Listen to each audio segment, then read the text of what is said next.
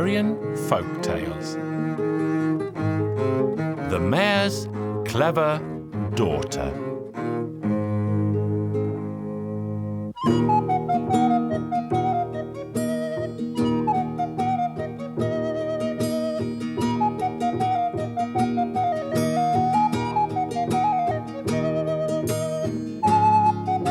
As many people know, Hungary's King Matthias liked to roam the country.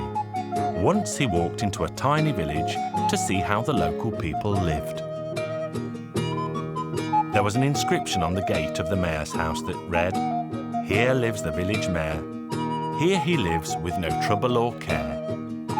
King Matthias made a note of these words and scribbled the mayor's address down in a little book. "If your life's so carefree, Mr. Mayor, then it's my job to give you something to worry about," he thought. Then the king returned home.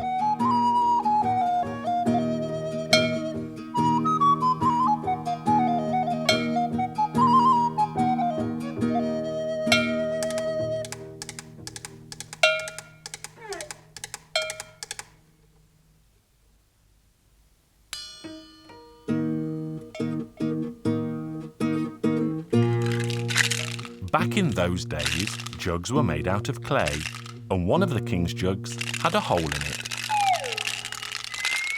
So King Matthias sent the jug down to the mayor, saying that he should mend the jug, or else have his head chopped off.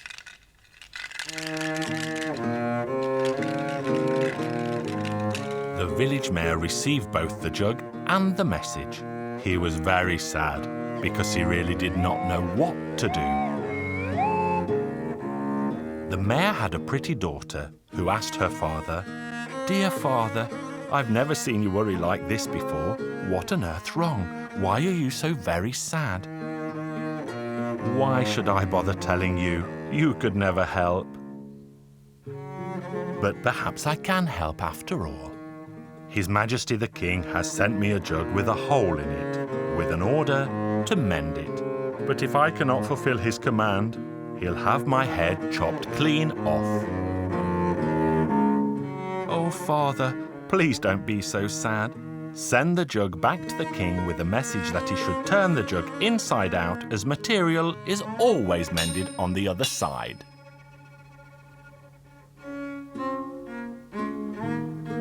Very well. And he sent the jug back with the message. This was a brilliant idea because the jug could never be turned inside out.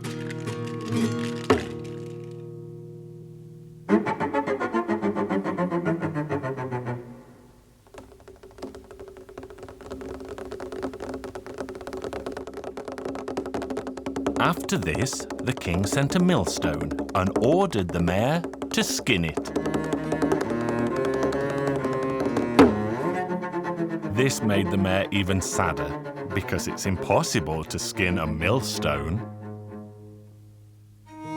His daughter asked the mayor, "Why are you so sad again, father dear?" "My sweetest daughter, you definitely won't be able to help me this time, but perhaps I can help you after all. His Majesty has sent me a millstone and ordered me to skin it. If I do not obey him, I shall have my head lopped off. But it's really not a problem at all. Write a letter to the king, asking him to have the millstone slaughtered, because no beast can be skinned before it's had its throat cut, and so the king should do the same to the millstone first."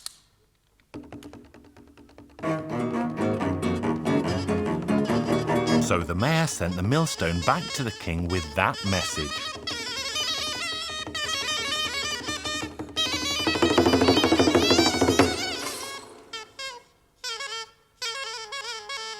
The idea proved to be brilliant, and so this time the king ordered him to visit him at the palace.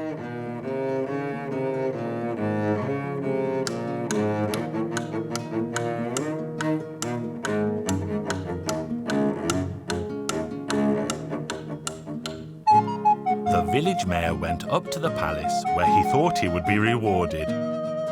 But instead, the king wanted to know who had given him these inventive ideas, and so the mayor was forced to confess. I have a pretty daughter at home who helped me solve those two riddles. Very well, Mayor, I want you to go home and tell your daughter to come to my palace. She should wear no dress, but should not be naked, and she should not walk, should not ride, and should not come in a carriage. She also should, but should not bring me a gift. Head chopped off. So the mayor went home in very low spirits. He was convinced that his young daughter would never be able to solve such a complex riddle. The mayor told his daughter what the king had said, and then he added, "This is the end for you, my darling girl." "Why so, father dear?" "The king said you have to go to the palace. You should not wear a dress. You should not be naked. You should not walk. You should not ride. You should not go by coach. You should take him a gift, and at the same time, you should not take him a gift." "Very good, father. I shall go. Don't worry. Everything will be fine." So the girl took off her dress, but kept on her bra. Thus she was not wearing a dress, but at the same time, she was not naked. Then she took a billy goat and put one of her feet on the back of the goat and walked on one foot on the edge of the road. She then took a white dove and carried it in her hand, and this is how she went to the palace to see the king.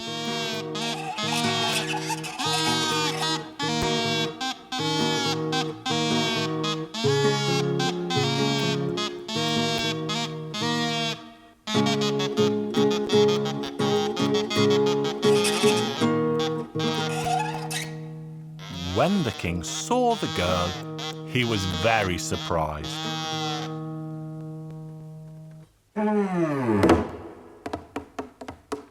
Then the girl spoke to the king and said, "Your Majesty, I present myself upon your order." "This is your gift," she said, and let the dove fly away. Thus she took, and she did not take a gift. Then the king said, "Everything is fine, my girl, but tell me, why did you not hide your private parts instead of your bosoms?" And the girl replied, "Your Royal Highness, my private parts were created by God, but I grew my bosoms myself. I am ashamed of them, and that's why I hid them."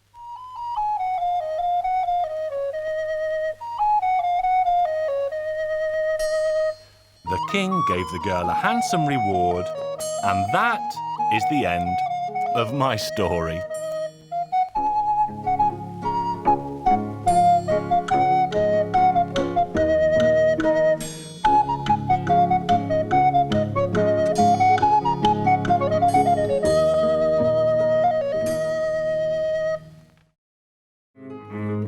Hungarian Folk Tales. The Two Princes with Hair of Gold. Once upon a time there was a young prince who left his home looking for a bride. He was riding through a village when three girls watched him pass.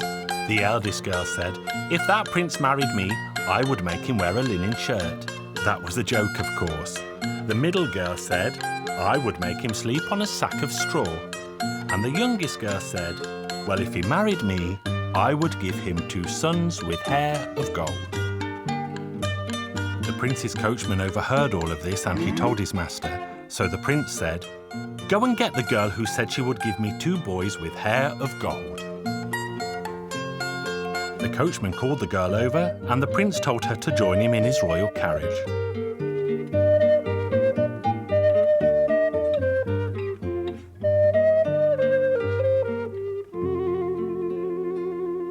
Time quickly passed, and the young queen became heavy with child. But before she could give birth, the king had to go and fight. There was an old witch in the court who had teeth of iron, and she had a daughter. She would have liked the king to have married her daughter, but when he married another, she hated the young queen very much. When the king went off to war, she said to herself, "Just wait, queen, you will pay for all of this."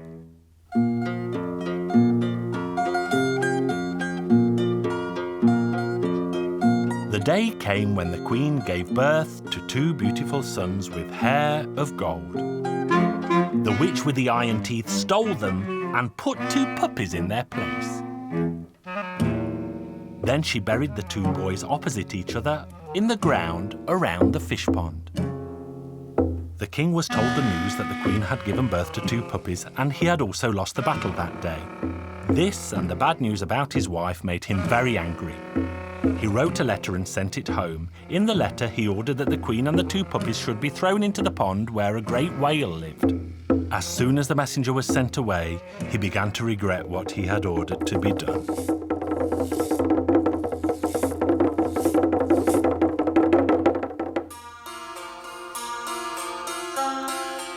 When the king arrived home from the battle, he married the witch's daughter.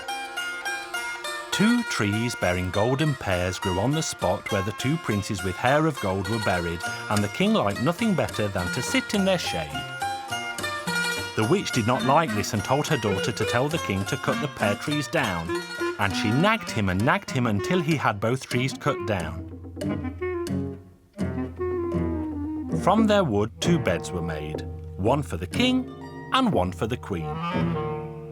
The witch ordered the splinters, twigs and branches to be burned.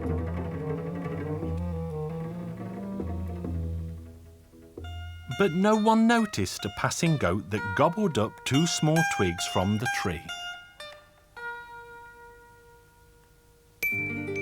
When the Queen and King were sleeping in their beds one night, the Queen's bed asked the other, "Dear brother, is that weight not too heavy for you?" And the other bed answered, "It's not heavy at all, as my burden is my dear father. But mine's too heavy, as I have to bear my enemy." The witch was not asleep, and she overheard the beds talking. The next morning she ordered her daughter to burn the 2 beds, lest her sin come to light. The 2 beds were burned that very day.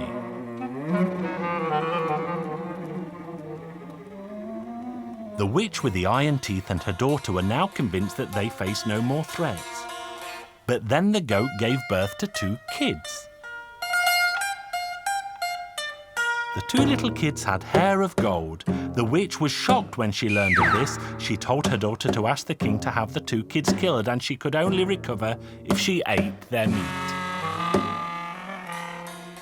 The goat kids were killed, and the witch ordered that every strand of their golden hair should be cleared away. But as the kids' innards were washed in the stream, 2 little pieces turned into 2 goldfish. The 2 fish grew and grew until they were caught by a fisherman one day. He pulled the net to shore, and his joy turned to shock when he saw the 2 goldfish turn into 2 handsome young men with hair of gold. The 2 princes had been buried 17 years before, and so now the 2 young men were 17. They duly thanked the fisherman for catching them and asked him to take them to the king, as they knew a fine poem they wanted to recite for him. They knew they would be rewarded for their performance, and they promised to give this reward to the fisherman for his troubles. The fisherman shook all over with fear, but he agreed to take the 2 young men in the hope that he would receive a rich reward. The young men were announced to the king, and the king gave the order to let them in. The witch with the iron teeth saw what would happen, and she tried her best to keep them out. But the king eventually met the 2 youths in spite of all her tricks, and she tried to follow them in and convince the king not to believe the 2 young men. But the king resisted, saying, "Don't meddle, mother-in-law. This is my business and not yours." The 2 young men recited a poem to the king, and in that poem they told him their mother's story and their own. They told the king that the whale had swallowed their mother alive and that she was still alive inside the whale's belly.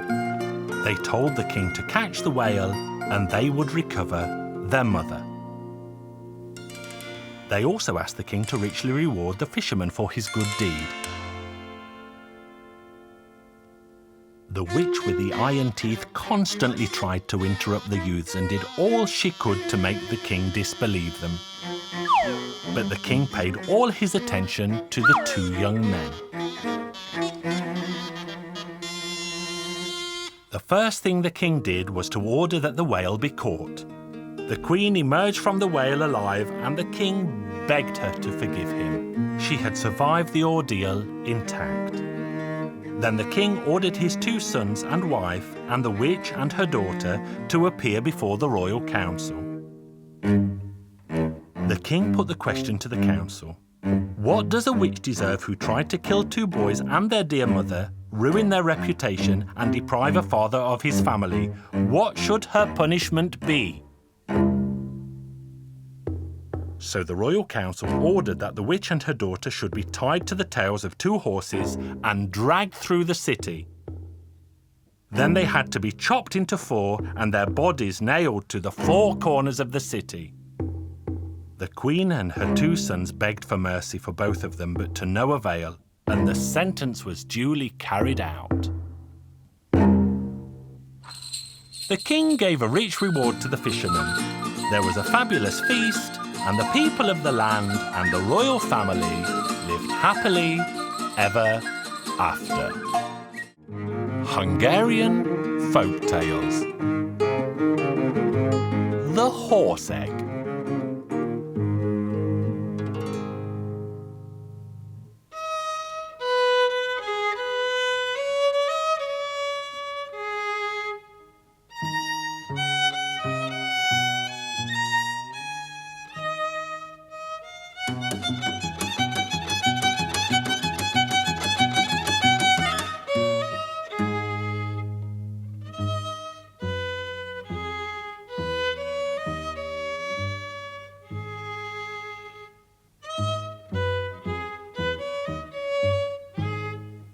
There once lived a peasant who found a giant pumpkin in the meadow.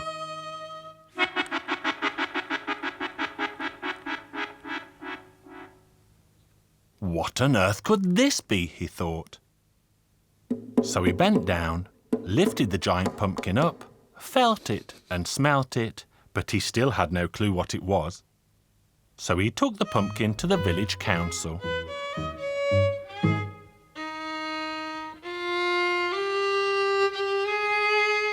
The councillors were in the middle of an important meeting when the farmer walked in and plonked the giant pumpkin on the table. And this surprised them all. I have lived a very long life, but I have never seen anything like that before. I have experienced a lot in my life, but I have never come across anything like that before. And I'm not a young man either, but I really couldn't tell you what on earth that is. Then the village mayor added wisely, "Gentlemen, this peculiar object, judging by its shape, cannot be anything else but an egg."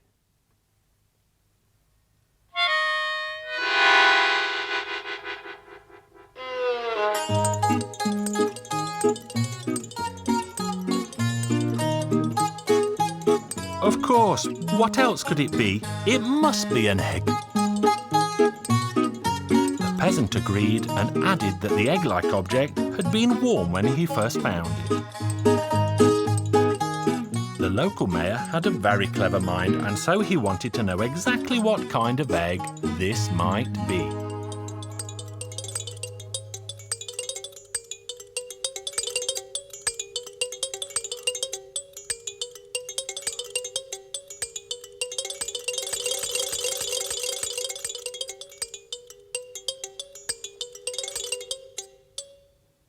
The old village leaders thought it could possibly be a terrible green dragon's egg.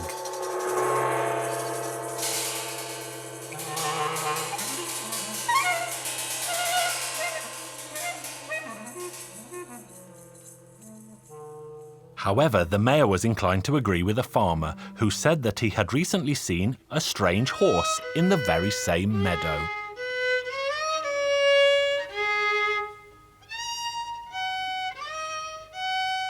The village leaders liked the sound of this and said, "It must be so. Nothing other than a horse could have laid such a giant egg."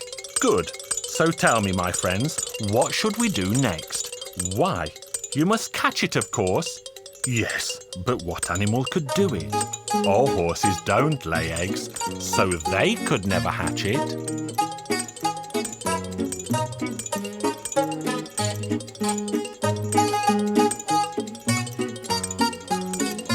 Everyone thought hard what to do. But then the mayor had an idea. Gentlemen of the council, if the local horses are too stupid to hatch an egg, then we, the village council, should do it. We, gentlemen, must hatch the giant egg. That's what I say. This sounded like a wonderful idea, and everyone nodded in agreement. The village mayor decided to set an example, and so he was the first to sit on the giant egg, and then the gentlemen of the council followed one after the other.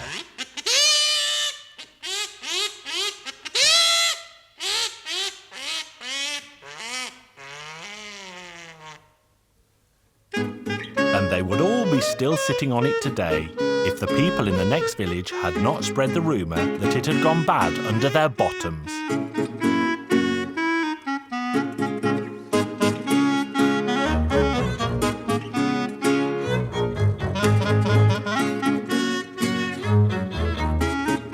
When they heard this, the local leaders protested and refused to sit on the egg for a day longer.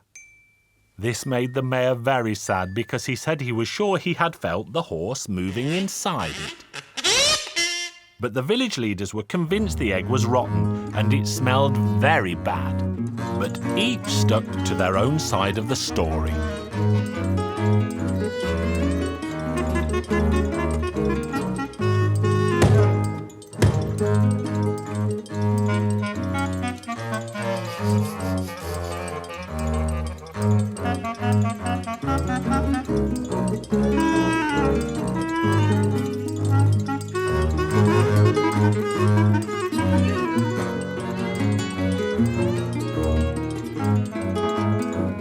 In the end, the council voted and decided to take the egg to the top of a hill and roll it down onto the people of the village below who had teased them so. The men, women and children of the village all walked up to the top of a nearby hill and prepared to punish their neighbours with the stinking egg.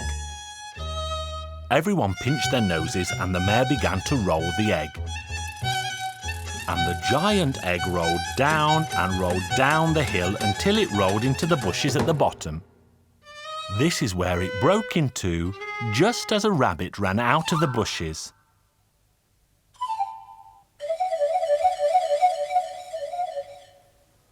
And all the villagers cried out, "There goes the horse! Come on, let's catch it!"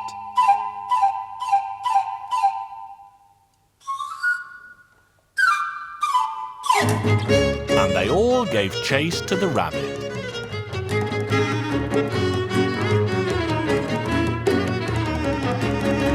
Only the mayor stayed standing on top of the hill and muttered sadly to himself, "I told them that something was moving inside. We should have had the patience to sit on the egg for another day, and it would have grown into a fine, strong horse."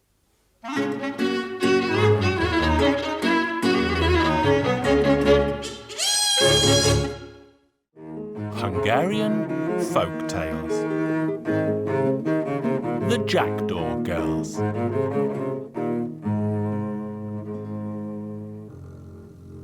Once there lived a mother who had 12 daughters. The 12 girls were very unruly and each had a big mouth. They were always quarrelling with each other. There was never any peace in the house, and one day their mother decided that enough was enough, and so she said, "My ears are full with your quarrels. All of you should turn into jackdaws." They flew through the open door with such haste that they nearly poked her eyes out with their wings. They left the house and took to the air. They disappeared in a westerly direction. The mother became very sad as she missed her daughters very much, but there was nothing to be done. Then she discovered that she was expecting a baby, and when the time arrived, she gave birth to a healthy baby boy. When the boy became a little older, he began to ask his mother, "Mother, have I never had a sister or a brother?" And his mother replied, "I have never had any other child except for you, my boy." But later on, the boy heard the talk in the village that he used to have 12 sisters who turned into jackdaws and flew away forever. "Mother, I have heard in the village that I used to have 12 sisters. I will not rest until I find them all." His mother tried to keep the boy at home, but to no avail. So then she filled a sack full of food and let him leave. As the boy was walking, he caught sight of a hermit's shack in the distance, and he arrived there just as the sun was setting. An old woman lived in the little shack, and he had never seen an older woman in his life before. He greeted her. "Good day, old lady." "You are fortunate that you greeted me politely, or else I would have eaten you up. What are you doing in this place that has never been seen by man or beast before?"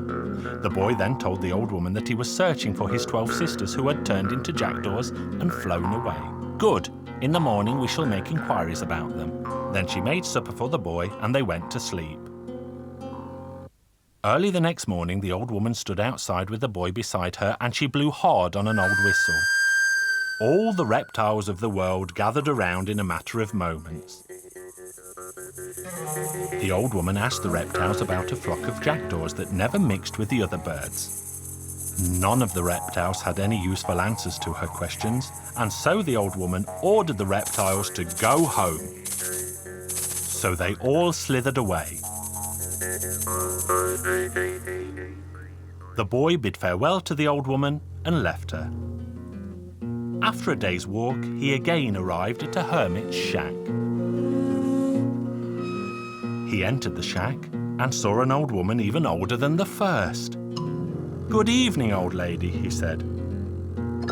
"You are fortunate that you greeted me politely, otherwise I would have ordered bears to tear you apart. What are you doing in this place that has never been seen by man or beast before?" The boy told her the aim of his search. "Good. Maybe tomorrow morning we shall learn something more about your sisters." The boy went to bed and soon fell fast asleep. The next morning, the old woman stood outside the front door with the boy and blew hard on an old whistle. All the four-legged beasts of the world gathered around the house in a matter of moments. "Do you know anything about 12 jackdaws that always fly alone?" "We know nothing of such birds and we have never heard of them before," the four-legged beast replied. So the old woman sent them home with a wave of her hand. Then the boy became very sad indeed. He thanked her for her troubles and continued on his way. As he was walking, he spotted a third hermit's shack atop a huge rock, and he arrived there as the sun was setting. He walked into the shack and saw that this woman was even older than the two before her. "Good evening, old lady." "You are fortunate that you greeted me so politely, or else I would have had eagles tear you to shreds. What are you doing in this place that has never been seen by man or beast before?" So the boy told her the story of his journey. "Don't be sad, my child. I am sure that tomorrow we shall hear something about your sisters." Then she made the boy something to eat and made his bed. As soon as the sun came up, the two of them stood at the front door and the old woman blew hard on a whistle. All the winged creatures of the world gathered around the house in a blink of an eye.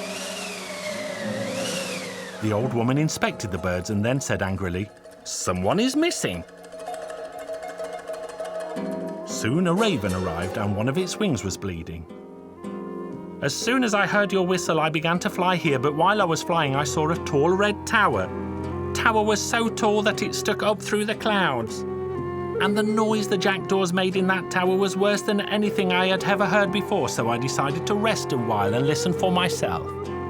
People passing by made mention of 12 jackdaws. They said that they had been living there for some years now and never let anyone go near them. But as I was eavesdropping, a hunter came along and shot a bullet into one of my wings. That is why I was late to arrive." Yours was the story we needed. You other birds can go now.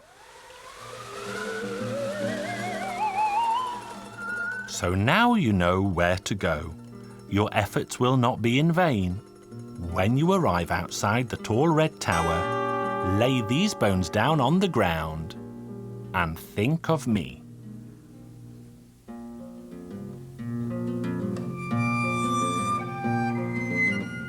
He set out once more, and after many days he arrived at the tall red tower. He did as the woman told him, and the two bones grew into a long ladder, and he could climb up to the jackdaws. He entered a large room where he found 11 of the jackdaws away, and the 12th in the form of a girl. The others were away collecting food. The young girl was afraid at first, but soon she became braver. She showed the boy around their home and explained all that she knew. Then the boy confessed that he was in fact their brother, and he had found them at last. Then they heard the noise of the jackdaws flying home again. So the young girl said, "Hide yourself quickly, because if I am unable to explain who you are, they will surely peck your eyes out." So the girl hid the boy in the 7th room. The 11 jackdaws soon arrived home, where they did a somersault and turned back into girls.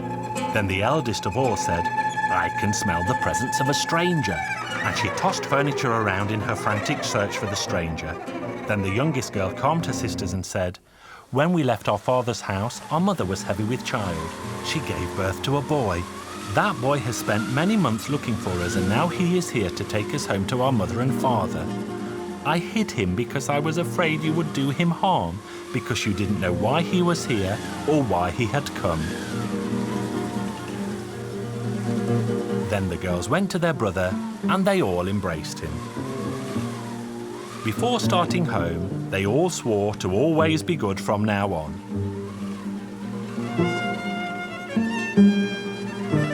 They climbed down the ladder, and the boy led them home.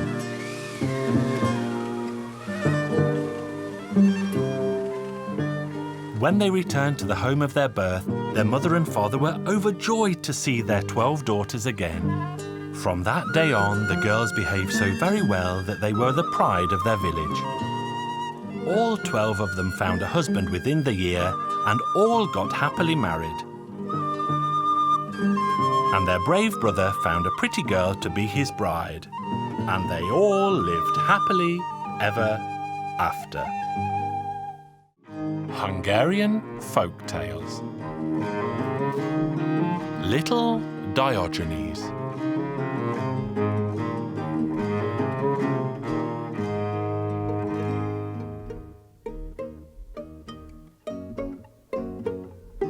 When I was a little lad, my father sent me out to the forest to watch the cows grazing. He told me to keep a close eye on the herd, because if any of the cows strayed away, he'd skin me alive.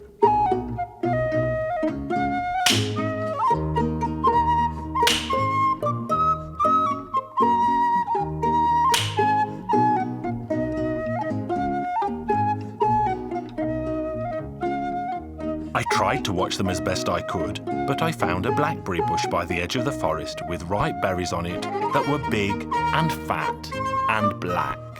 Well, like I said, I was only a lad, and I instantly forgot what my father had said and set to work eating as many berries as I could manage.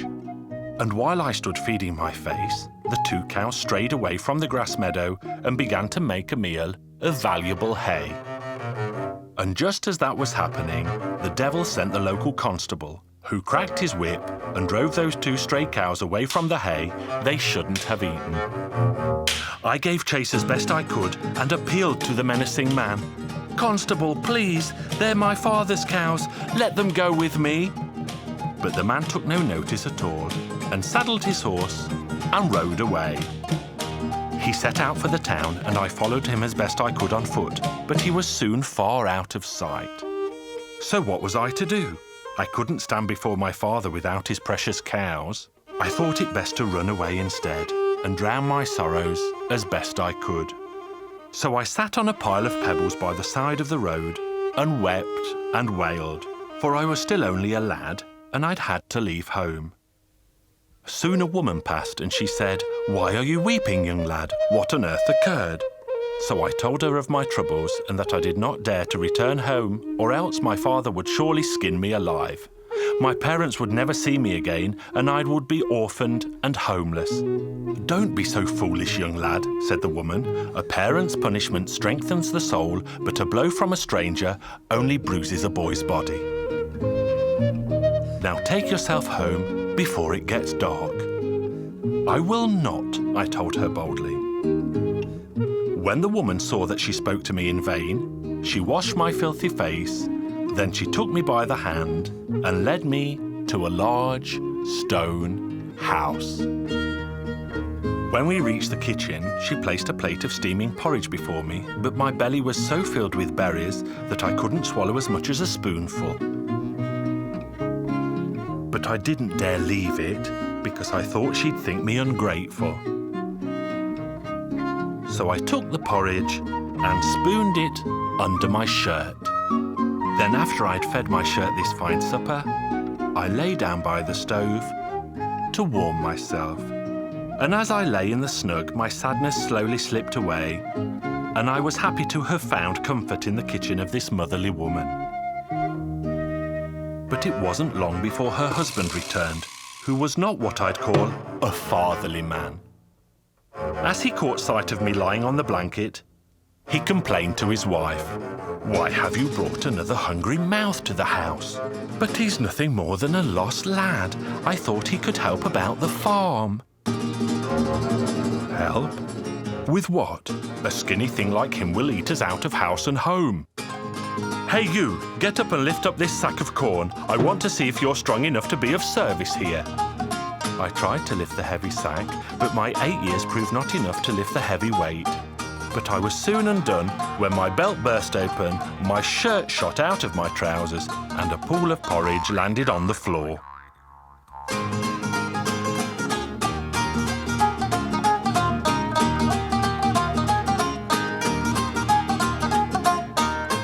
You filthy thief! You have stolen from us on your very first day here. And he took out a whip to give me a thrashing. The wife begged him to spare me, but instead he grabbed me by the scruff of the neck and stuffed me into a barrel.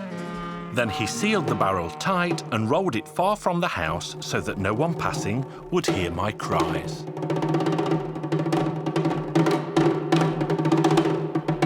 "And there you'll stay, you filthy thief, and tomorrow I'll have you locked in jail," he snarled.